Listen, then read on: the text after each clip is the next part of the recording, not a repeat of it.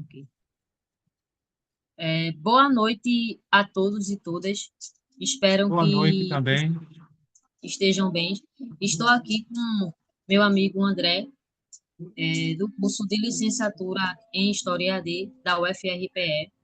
E eu me chamo Andresa Juscelli, também do curso de licenciatura em História, o EAD da UFRPE. Nosso tema hoje da nossa apresentação, como critério de segunda verificação de aprendizagem, é de Lélia Gonzalez, A Rosa Negra da Redemocratização. Vamos falar um pouco da sua vida, é, um pouco de sua obra e um pouco também do que ela fez aqui no movimento negro. Pode passar, por favor.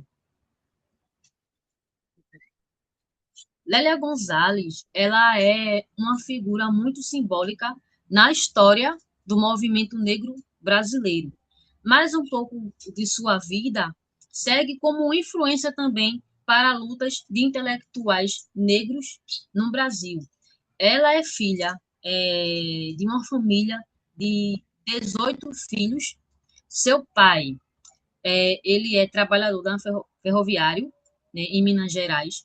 Então, passou por todo esse percurso de sofrimento como trabalhador, como negro também, na era Vargas. Como a gente sabe, essa ideia de aposentadoria no Brasil, ela só vai se firmar ao longo do tempo, depois de vários processos de lutas sociais, lutas políticas, e isso também envolve a questão racial. A sua mãe, ela tem origem indígena, mas ela nunca se afirmou como indígena, e sempre falou, eu sou negra. E a vida da mãe de Lélia foi, de certa forma, muito subjetiva para ela também, porque ela cuidou de 18 crianças e ainda foi trabalhadora doméstica. Então, esse processo dela em Minas Gerais foi muito importante. Então, ela sai de Minas Gerais em 1942, a partir da fama do seu irmão e do sucesso no futebol. Ela mesmo diz, olha, o negro só podia ascender ou pela arte, né, musical, ou pelo futebol. E o irmão dela teve esse sucesso no Flamengo, né, Jaime de Almeida, e isso foi muito importante na passagem de Lélia, porque Lélia Gonzalez vê o irmão como uma figura paterna, alguém que luta, alguém que ascendeu, e isso foi muito importante também na sua vida. Ela precisou, desde cedo, trabalhar. Então, ela trabalhava como babá, ela via a situação de seus irmãos que também tinham que trabalhar desde cedo e que também sofriam por, por conta da cor de pele.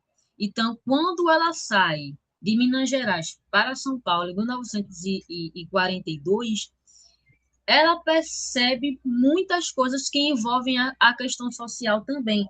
Porque quando ela estudava no primário, ela encontrava meninas negras. E ela, e ela se identificava com essas meninas negras. Quando ela foi estudar no Colégio Pedro II, ela consegue perceber essa diferença. E o que ela chama de ideologia do branqueamento. Por que ela chama de ideologia do branqueamento? Porque o branqueamento, quando ela fala, se diz quando ela entra numa instituição e essa própria instituição tende a velar esse racismo. E ela, aos poucos, vai absorvendo esse processo aí. Tanto é que ela diz: eu não gosto de música tradicional, eu não gosto do samba, sabe? Eu não gosto disso. Eu prefiro a música clássica. Então, essa influência todinha do branqueamento, ela sentiu na pele. Então, como intelectual que vai discutir a questão racial, ela só vai entender isso depois que casa com Luiz Carlos Gonzalez. E a família de Luiz Carlos Gonzalez não vai aceitar.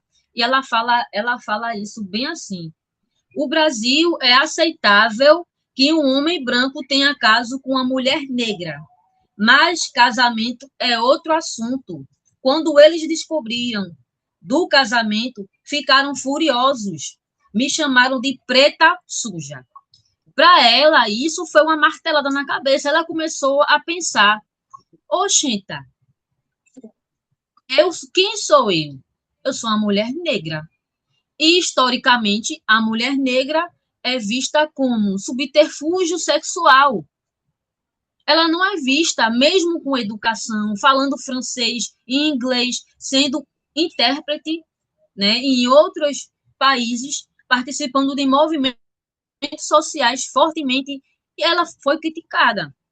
Então, para ela foi um boom, um pontapé inicial para discutir o sexismo, o racismo estrutural no Brasil. E como militante também, porque a partir disso ela passa a militar mais.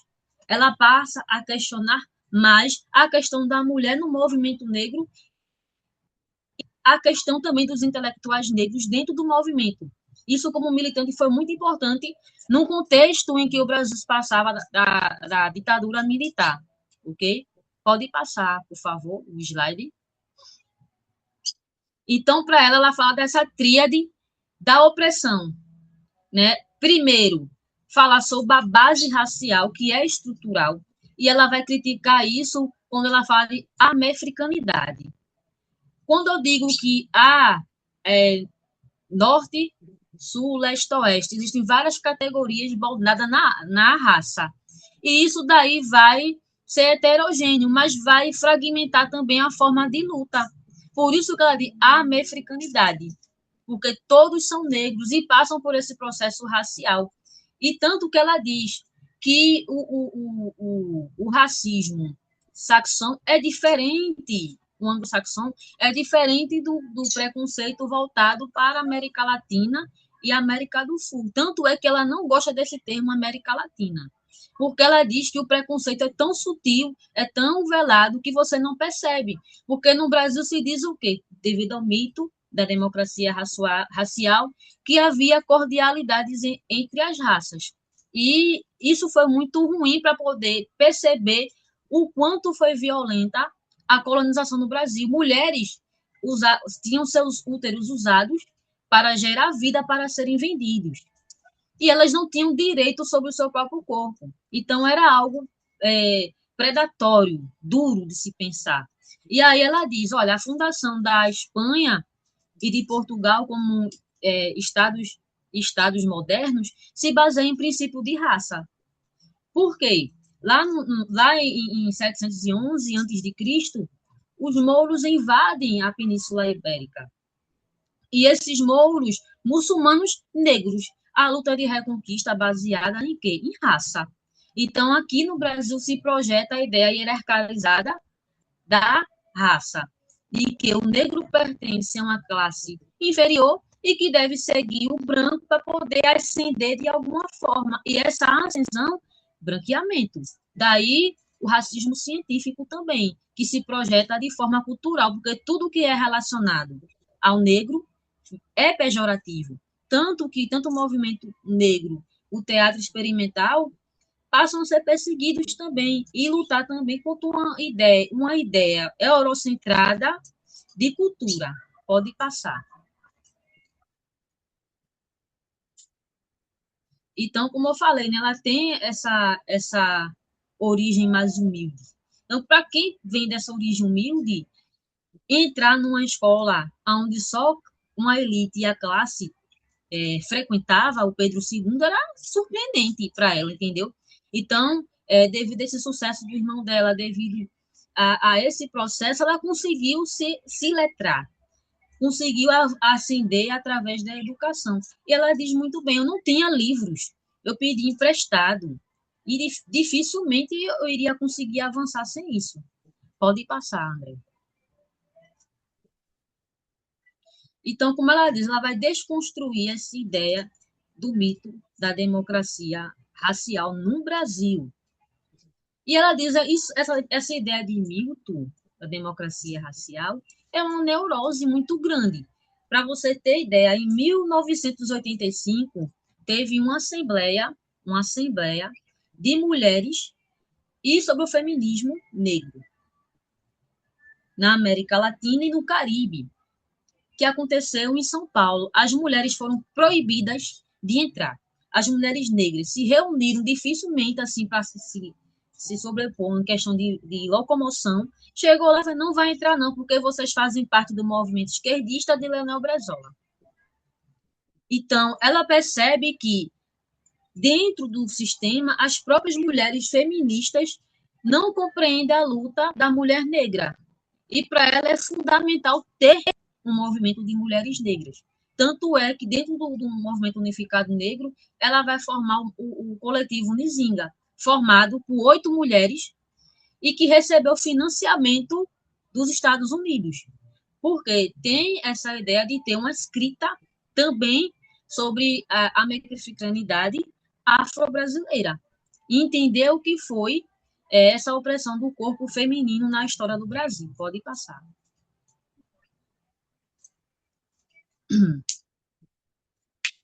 Pode passar também.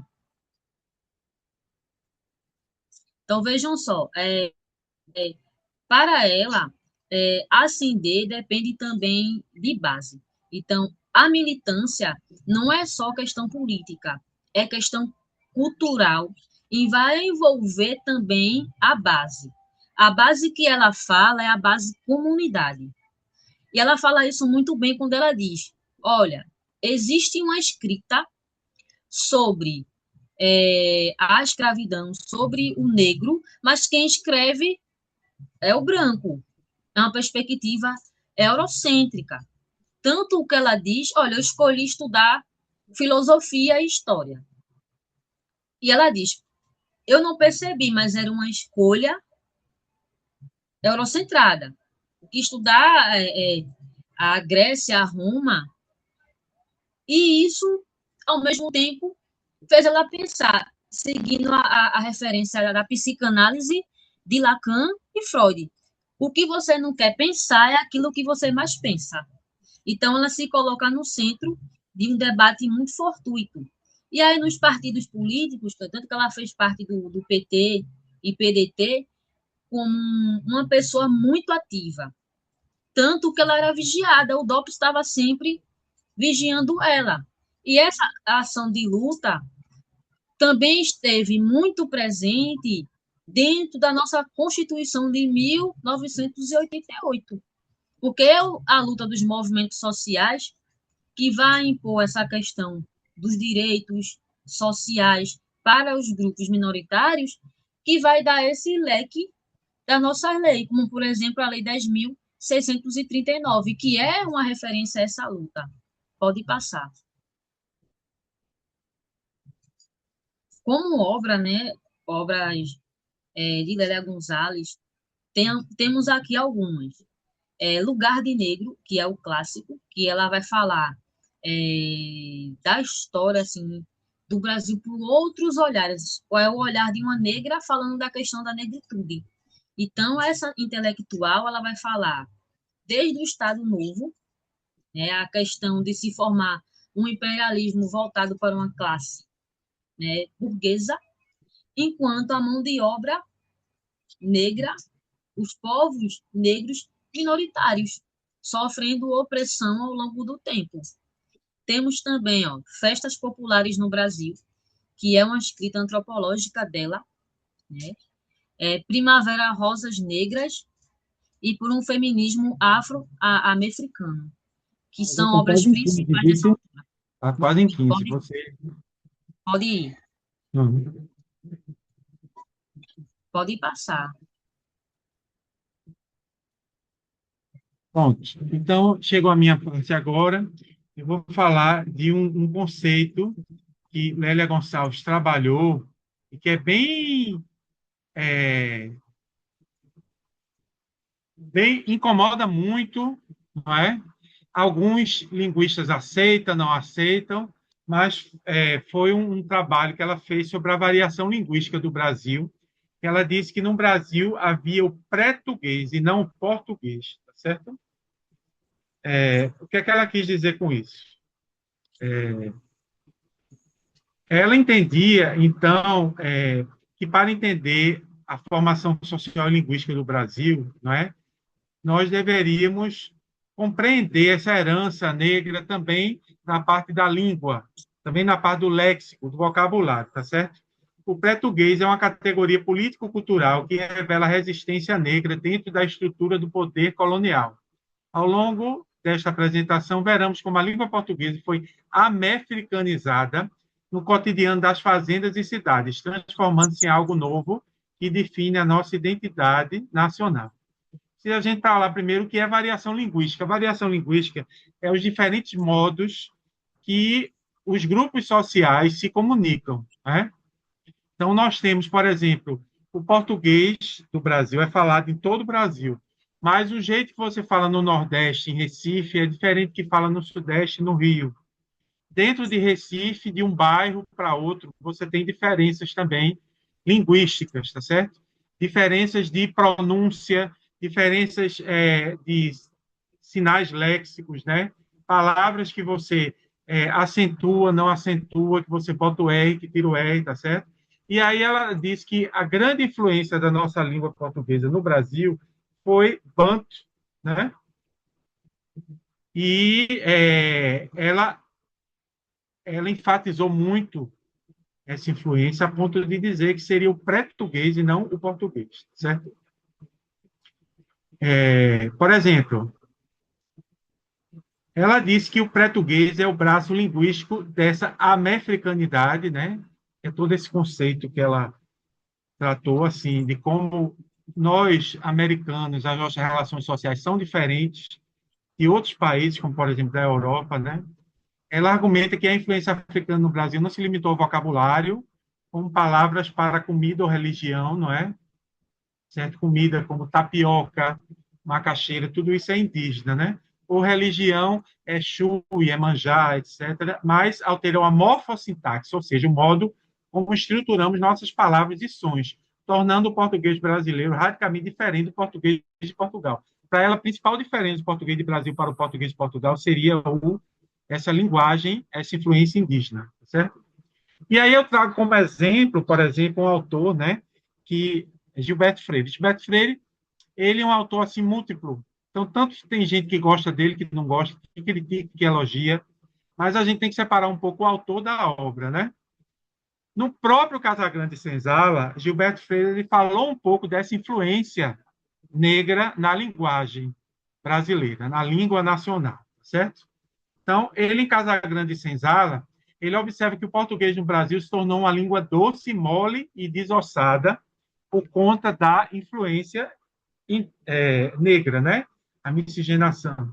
Ele atribui essa mudança ao contato íntimo entre senhores e escravizados. Segundo Freire, o rigor da língua europeia não resistiu ao clima tropical e principalmente à convivência doméstica. A língua portuguesa foi vencida pela convivência e pela fé do ambiente privado, onde a norma gramatical importada da metrópole perdia o sentido, tá certo? E um exemplo muito claro que ele dá disso, e a gente pode tratar aqui, é a questão da mãe preta. O que era a mãe preta? As senhoras de engenho, né? As mulheres dos grandes latifundiários, que tinham os engenhos com muitos escravos, etc. Ela ficava grávida, por algum motivo não podia dar de mamar a sua prole, aos seus filhos, certo? Então ela pegava alguma escrava, principalmente as escravas mais próximas, né? As escravas de dentro, as mucamas, e faziam delas amas pretas, né? Daqueles filhos. Tinha que ser, claro, mulheres negras que estivessem grávidas. Então, ela amamentava a ambos, ao filho dela e ao filho do senhor de escravo, ou, por exemplo, ela perdeu o filho, alguma coisa assim, ainda estava com os peitos cheios de leite, e aí ela ia servir como ama para aquela criança, né? Ela ia dar o leite materno para ela. E o Gilberto Freire, ele fala que o lingor da língua europeia não resistiu ao clima tropical e principalmente à convivência doméstica, né?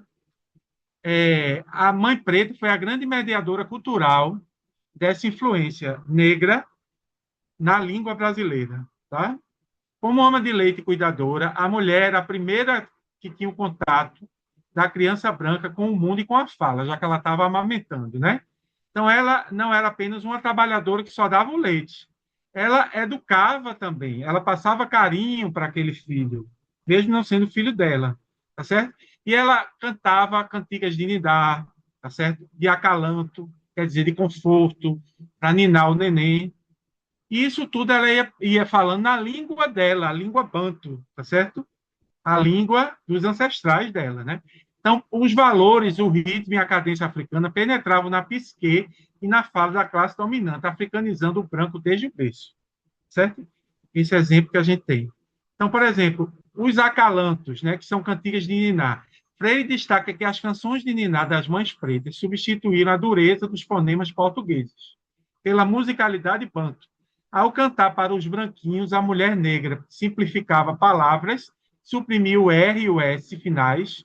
Por exemplo, ao invés de dizer, dizia amar, ao invés de amar, não é?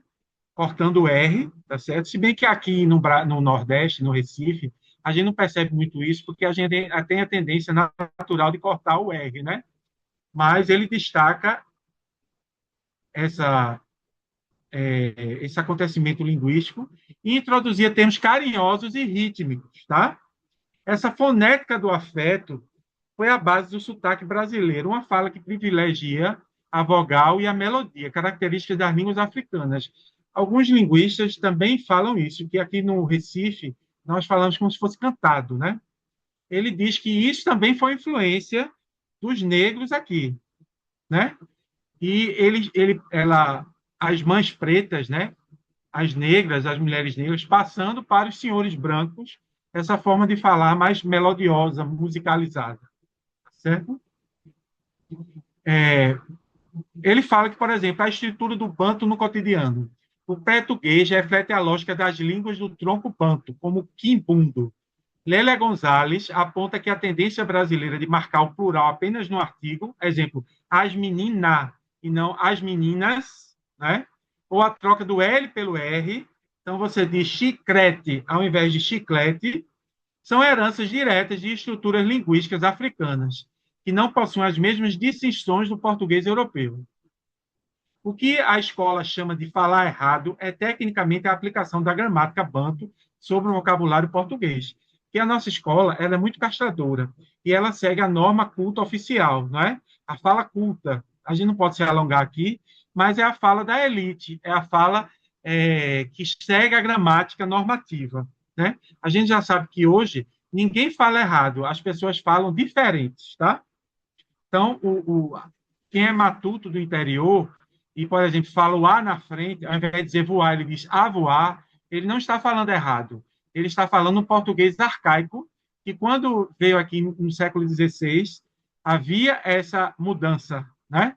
Então, os portugueses falavam assim. E no interior, como não tem as influências externas do litoral, isso se conservou.